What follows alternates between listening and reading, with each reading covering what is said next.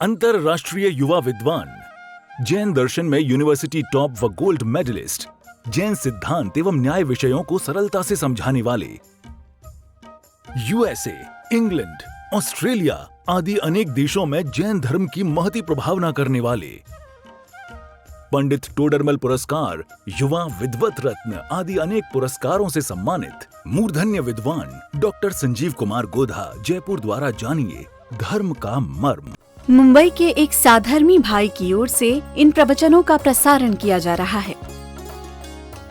हरिहत सिद्ध सूरी उपाध्याय साधु सर्व अर्थ के प्रकाशी मांगलिक उपकारी है। तिनको स्वरूप जान रागते भरी जो भक्ति, काय को नवाए स्तुति को उचारी है। धन धन तिन हित काज सब आज भये, कर जोड़े बार बार वंदना हमारी है। मंगल कल्याण सुख ऐसो हम चाहते हैं, ओ मेरी ऐसी दशा जैसी तुम दारी है। ओ मेरी ऐसी दशा जैसी तुम दारी है। ओ मेरी ऐसी दशा जैसी तुम्हारी है। क्षत्र चूड़ामणि नामक यह ग्रंथ संपन्न हो रहा है। आज अंतिम दिवस दिख रहा है। जीवनधर स्वामी अनादि काल से जिन संसार दुखों को भोग रहे थे, वे संसार दुखों से सदा सदा के लिए मुक्त हो चुके हैं। मुक्ति की प्राप्ति उन्हें हो गई। अरहंत अवस्था ही नहीं, अक्षय अनंत काल के लिए अब वे सिद्ध अवस्था में जाकर विराजमान हो गए। सिद्ध अवस्था कैसी होती है, सिद्धों का आनंद कैसा होता है, इसका थोड़ा सा नमूना आइडिया हमने आपको पिछले प्रवचन में नागपुर जाने के पहले दिया था। वही सब आपने नहीं सुना, आपने वही दीपेश जी, चक्रवर्ती का सुख याद आ गया ना। अब तो चक्रवर्ती का कैसा सुख होता है, फिर नारायणों का कैसा होता है, प्रतिनारायण कैसा होता है, इंद्रों का कैसा होता है, भोग भूमि के जीवों का, चक्रवर्ती से अनंत गुना भोगों को भोगते हैं वे। और फिर इन सब का वर्तमान का, इन सब का भूतकाल का, इन सब का भविष्य काल का, ये सारे सुखों को सबको मिला लो, आप इकट्ठा कर लो। इसमें शॉर्ट में सब निपटा दिया मैंने अभी। इन सारे सुखों को आप इकट्ठा कर लो एक साथ, और इकट्ठा करने के बाद जितना बने मास्टर साहब, उस सुख से अनंत गुना विलक्षण जाति का सुख प्रत्येक समय, हर समय सिद्ध भगवान भोगते हैं। तो विलक्षण है ना, वो विलक्षण है। विलक्षण जरूरी है शब्द। विलक्षण नहीं लगे तो फिर वही समझेंगे। विलक्षण नहीं लगे तो गड़बड़ हो जाएगी। बहुत सारे साथी कॉलेज में जब जैसे पहले बहुत जाते थे, यहाँ संस्कृत कॉलेज में हमारे बहुत सारे ऐसे साथी हैं जो चर्चा करते थे पुण्य पाप के संदर्भ में, कि आप पुण्य पाप को समान कहते हो, लिखा होगा शास्त्र में, लेकिन पुण्य को पाप से तो भला को। ऐसा बहुत कई बार ऐसी जिरह और बहस हो जाती थी आपस में। ये सब बराबर के साथी थे सब। बोले पाप से तो भला कहो इसको, पाप से भाई पुण्य और पाप धर्म नहीं है, लेकिन पाप से तो भला है। तो वो कह रहे कम से कम 100 गुना अच्छा है पाप से तो पुण्य। तो मैं कहता था 100 गुना नहीं, हम पाप से पुण्य को 1,00,000 गुना अच्छा कहें। अरे हम अनंत गुना अच्छा कहें। बोलो अब तो ठीक है, बोले है ही इतना अच्छा। तो फिर हम ये बात साथ में कह देते थे कि चलो अब ये बतला दो पाप कितना अच्छा है। अच्छा है नहीं तो सर कैसे क्या क्या था, पाप कितना अच्छा है? बोले पाप तो बिल्कुल अच्छा नहीं है, जीरो। तो बोले अनंत गुना अच्छा है पुण्य। जीरो से अनंत गुना अच्छा कर लो, अनंत जीरो हो गए। जीरो ही होगा और क्या है। कुछ नहीं रहा। अरे यार आप तो कैसे उलझाते हो, उलझाने की बात नहीं है, सच्चाई यही है। अभी हमने कहा कि संसार दशा में जितना भी सुख है, सिद्धों का सुख इससे अनंत गुना है, तो संसार में सुख है ही नहीं, तो सिद्धों का भी जीरो हो जाएगा। समझ में आ रही है बात? इसलिए क्या लगाना पड़ेगा कि संसार में जिस जाति का सुख है वो सुख है इंद्रिय जन्य, जैसे सुख कहा जाता है, और सिद्धों का जो सुख है वो इंद्रिय जन्य नहीं है, वो अतीन्द्रिय है। इसलिए जाति अलग है। हम पांचों इंद्रियों के विषय भोगों को भोगते हैं, वो इंद्रिय जन्य जाति है, और सिद्ध भगवान जिस सुख का अनुभव करते हैं वो अतीन्द्रिय जाति है। समझ में आ रही है बात? इसलिए इतना सारा आपको आइडिया देने के बाद भी, अनंत गुना कह करके भी हमने कह दिया जाति अलग है, विलक्षण जाति का सुख सिद्ध भगवान भोगते हैं। और ऐसे सुख को जीवनधर स्वामी ने भोगना शुरू कर दिया है, सिद्धालय में जाकर के विराजमान हो गए हैं। इस तरह यह जीवनधर चरित्र संपन्न हुआ। अब अंतिम संदेश पेज नंबर 561 पर, ग्रंथकार की पाठकों को पवित्र प्रेरणा। ग्रंथकार पाठकों को क्या प्रेरणा दे रहे हैं? देखिए बहुत ही सुंदर छंद है।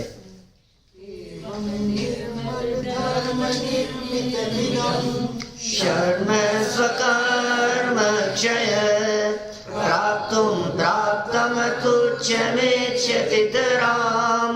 यो मामहेशोजन सोऽयं दुर्मत कुंजर प्रहरणे पंचाननं पावनं जैनं धर्ममुपाश्रयेत मतिवान् निःश्रेयसः प्राप्तये। क्या सुंदर बात कह रहे हैं। जो उत्तम सहृदय पुरुष इस प्रकार पवित्र धर्म से रचित आत्मा के अष्ट कर्मों के नाश होने से प्राप्त महान इस सुख को प्राप्त करने की इच्छा करता है, वही बुद्धिमान पुरुष मोक्ष की प्राप्ति के लिए मिथ्या मत रूपी हस्तियों के नाश करने के लिए सिंह के समान पवित्र जिन धर्म का धारण करता है, धारण करे, जिन धर्म को धारण करे। कितनी बात कह दी। बोले सुनो, जिस अनंत सुख की चर्चा पीछे की, जिस अक्षय अनंत सुख के बारे में अभी तक बतलाया गया, जिस सुख का वर्णन अभी यहाँ आपके सामने किया गया, यदि कोई व्यक्ति उस सुख को प्राप्त करने की भावना भाता हो, इन अष्ट प्रकार के कर्मों को नष्ट करने की इच्छा रखता हो यदि कोई व्यक्ति, तो फिर वो व्यक्ति क्या करे बोलो? यदि आपको इस तरह की इच्छा हो तो कह रहे हैं वही बुद्धिमान पुरुष है, और वो बुद्धिमान पुरुष मोक्ष प्राप्ति के लिए काम करता है, और मिथ्या मत रूपी हाथियों के लिए। पता है क्यों कह रहे हैं? अंतिम उपदेश में ये क्या बात कह दी है। इनका नाम है वादीव सिंह। आचार्य का नाम क्या है? वादी इव, इव माने होता है हाथी। बताया था मैंने 1.5 साल पहले जब ग्रंथ शुरू किया था तब। वादी इव, वादी मतलब होता है या अन्य मतावलंबी, जितने भी मिथ्या मतों का प्रचार प्रसार करने वाले वादी प्रतिवादी होते हैं। ये पार्टी की बात कर रहे हैं, जो मिथ्या मतों का प्रचार करने वाले वादी रूपी इव, इव माने हाथी, हाथियों के लिए जो सिंह के समान है। वादी इव, वादीव सिंह, सूरी, सूरी माने आचार्य, ऐसे आचार्य, ये तो नाम है आचार्य देव का। और यहाँ जगत के जीवों को शिक्षा दे रहे हैं कि भाई सुन, तू जो बुद्धिमान है तो तेरी बुद्धिमत्ता इसमें है कि तू मिथ्या मत, मिथ्या संप्रदाय, खोटी विचारधारा, खोटा चिंतन, जगत में फंसाने उलझाने वाली चर्चाएं, इन सब रूपी हाथियों को नाश करने के लिए सिंह के समान पवित्र जिन धर्म को धारण करो। ये जिन धर्म पवित्र है इसे धारण करो, जिन धर्म को धारण करो, पवित्र जैन धर्म को धारण करो। ये अंतिम संदेश है आपके लिए, हमारे लिए, पाठकों के लिए। देखिए सरल अर्थ, जो भव्य आत्माएं अष्ट कर्म रहित अनंत अनुपम और लोकोत्तर मोक्ष सुख की इच्छा रखते हैं। बोलो भव्य आत्माएं कौन कौन है? भव्य आत्मा तो ले जी साहब, हम सब भगवान की भव्य जो कभी न कभी भगवान बनेंगे, जो भगवान बनने वाले हैं अल्पकाल में, ये भव्य कहलाते हैं। भू धातु जो है होने के अर्थ में प्रयोग किए, होने योग्य, भव्य होने योग्य, मुक्त होने योग्य आत्माएं। अष्ट कर्म से रहित होने की इच्छा है क्या आपको? यदि नहीं हो इच्छा तो टोडरमल जी दिखाएंगे क्या? वे कहेंगे एक एक कर्म के अभाव में, अभी चल भी रही थी आपके कुछ चर्चा यहाँ, एक एक कर्म के अभाव में किस तरह का आनंद प्रकट होता है। ये एक एक कर्म किस तरह से पीड़ित करने वाला दिखाई देता है। कष्टप्रद परिस्थितियां जितनी जगत में बनती है वो सब कर्म से बनती है, क्योंकि यदि कर्म नहीं तो फिर दुख किस बात का? जब वेदनीय कर्म नहीं बचा तो बताओ सुख दुख के हेतुभूत ये भूख लगना, सर्दी गर्मी, ये सारी बातें कैसे होगी?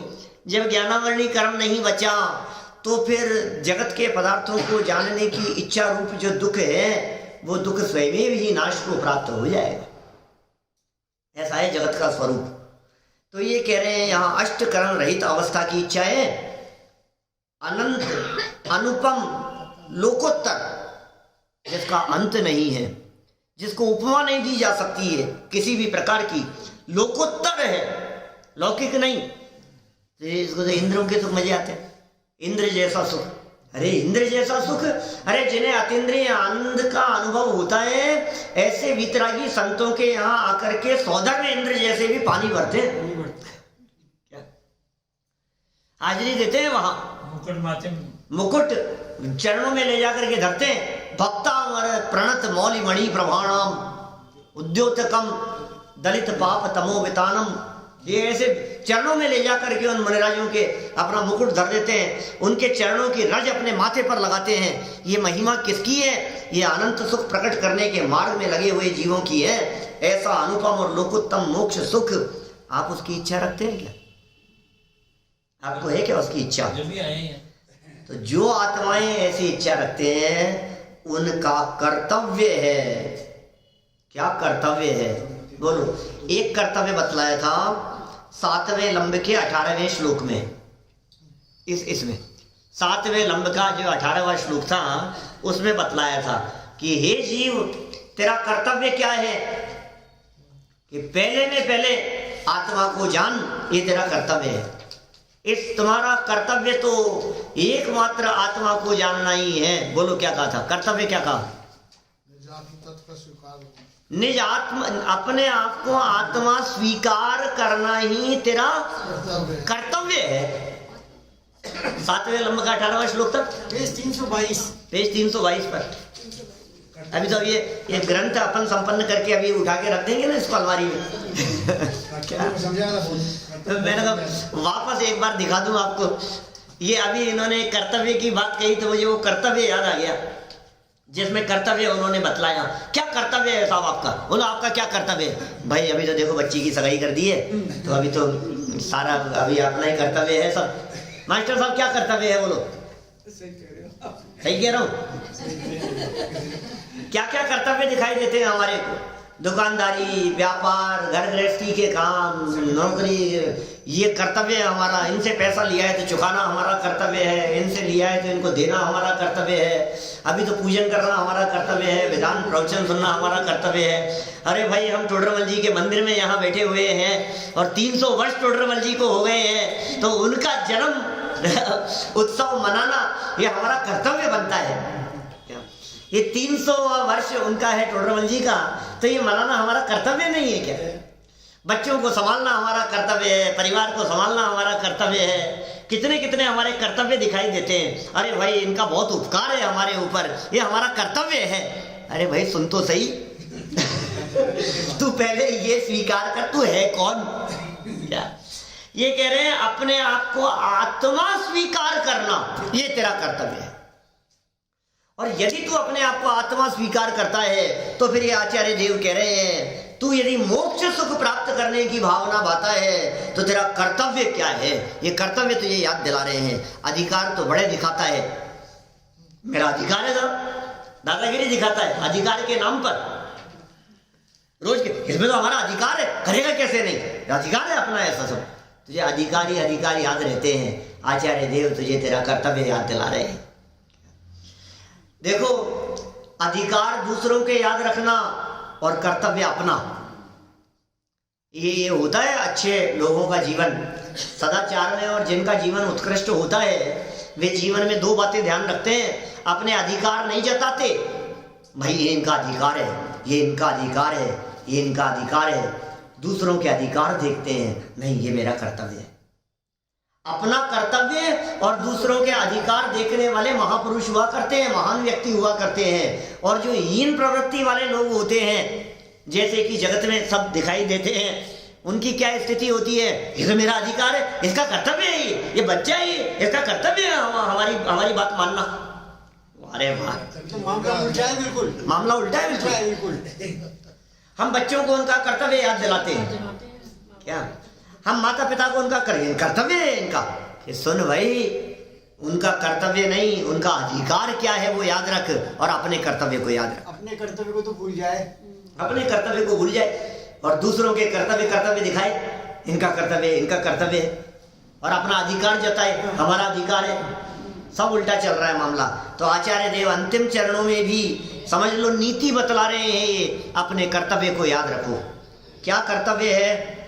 तो कहा वे दुर्मत रूपी हस्तियों के नाश करने में, 561 पेज पे, दुर्मत रूपी हस्तियों के नाश करने में समर्थ सिंह के समान। कौन है? शेर के समान। बोले परम सत्य, परम पवित्र, अनादि अनंत जैन धर्म, जिन धर्म को धारण करे। साहब मजाक का काम नहीं है, आपने तो कह दिया, हमारा कर्तव्य बता दिया आपने। मिथ्या मत का खंडन करो, खोटी बातों का प्रचार मत होने दो, वज्र प्रहार पर करो। ये टोडरमल जी ने किया ये काम। यहाँ इसी मंदिर में बैठकर खोटी प्रवृत्तियां जितनी भी जगत में चल रही थी उनके ऊपर वज्र प्रहार किया उन्होंने।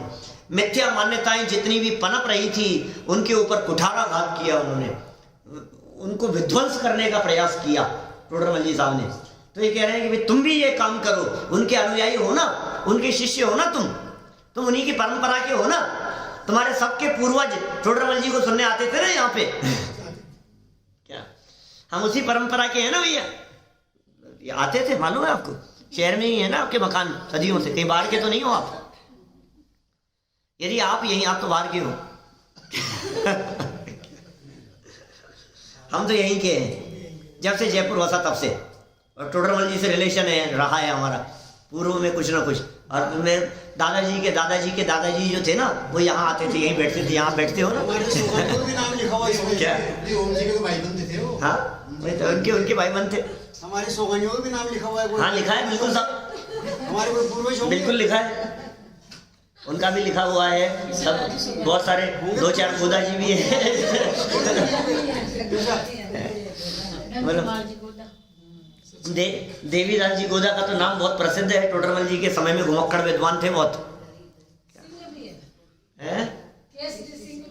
हाँ चलो खैर जो भी है, लेकिन ये कह रहे हैं कि अब ये कह रहे हैं यहाँ पर कि तुम जो कमजोर समझ रहे हो अपने आप को, तुम कमजोर नहीं हो। और यदि तुम्हें कमजोरी महसूस होती हो तो सुनो, तुम्हें ये जिन धर्म की ध्वजा तुम्हारे हाथ में दे रहे हैं, जिन धर्म का आश्रय यदि तुम्हारे चित्त में रहेगा तो मिथ्या मत और खोटी बातों का प्रचार प्रसार होने से तुम रोक पाओगे। ये सामर्थ्य तुम्हारे में आ जाएगी, क्योंकि ये जिन धर्म ये सिंह के समान है, तुम इसे धारण करो। जिन धर्म तुझको मेरा नमन। याद आ गई क्या लाइन है? क्या मास्टर साहब? जिन धर्म तुझको मेरा नमन, तेरी रक्षा में प्राणों को तज जाएंगे। टोडरमल जी ने टच दिए प्राण जाए पर सिद्धांतों से समझौता नहीं, वो नहीं कर सकते हम। जिन धर्म तुझको मेरा नमन, तेरी रक्षा में प्राणों को तज जाएंगे।